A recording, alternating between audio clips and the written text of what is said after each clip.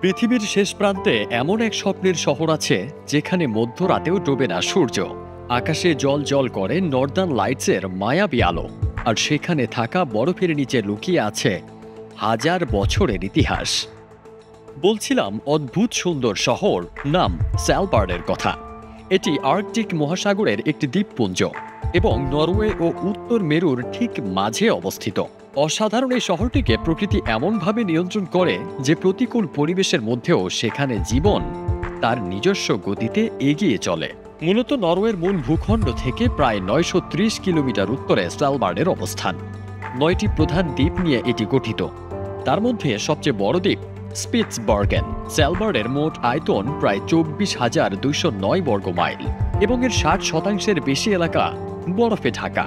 এজন্য সেখানে বেশ কিছু পোলার রিসার্চ সেন্টার আছে, যেখানে বিজ্ঞানীদের ছোট ছোট দল গবেষণা করে।